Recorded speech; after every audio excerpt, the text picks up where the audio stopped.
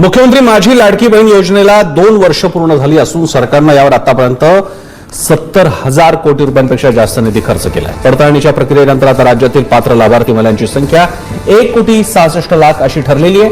निकषांचं उल्लंघन केल्यामुळे टप्प्याटप्प्यानं तब्बल 81 लाख महिला अपात्र ठरल्या।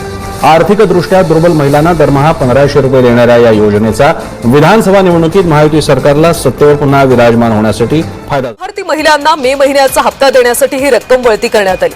राज्य शासनाने या संदर्भात शासन निर्णय जारी केला। यापूर्वी सुद्धा अशाच प्रकारे सामाजिक न्याय विभागाचे, आदिवासी विकास विभागाचे हजारो कोटी रुपये या योजनेसाठी वळवण्यात आले। आता लाडक्या बहिणींसाठी आनंदाची बातमी आहे। पुढील 2 आठवड्यामध्ये हप्ता मिळण्याचा अंदाज आहे। ई-केवायसी प्रक्रियेमुळे हे हप्ते रखडले होते।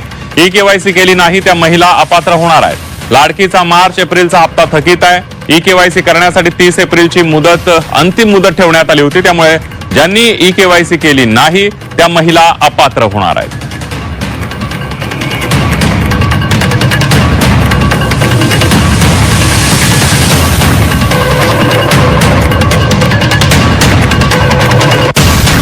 पेक्षा मोठी आहे आणि म्हणून मी आपल्याला सांगतो, त्यावेळेस मुख्यमंत्री असताना मुख्यमंत्री लाडकी बहीण योजना आपण सुरू केली।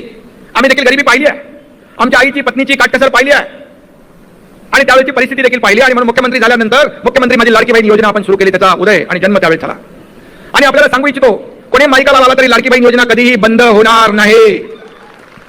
काही केवायसी वगैरे होईल त्याच्यामध्ये, पण पात्र लाडकी बहीण कधी वंचित राहणार नाही, हा शब्द आहे आमचा। लाडकी बहीण योजनेत तब्बल 80 लाख महिला अपात्र ठरल्यात। ई-केवायसीची मुदत वाढवण्यास सरकारनं आता नकार दिलाय।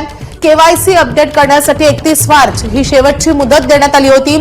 मात्र मुदतवाढ न दिल्यानं ज्यांनी ई-केवायसी अपडेट केली नाही त्यांनाही आता अपात्र ठरवण्यात आलंय। योजनेच्या सुरुवातीला ही संख्या सुमारे 2,46,00,000 इतकी होती, जी आता घटून 1,66,00,000 आलेली आहे। ई-केवायसी न केल्यामुळे अनेक पुरुषांनी या योजनेचा लाभ घेतल्याचंही समोर आलं होतं आणि त्यानंतर तब्बल 80 लाख महिला आता या योजनेतून अपात्र ठरल्याचं समोर आलंय।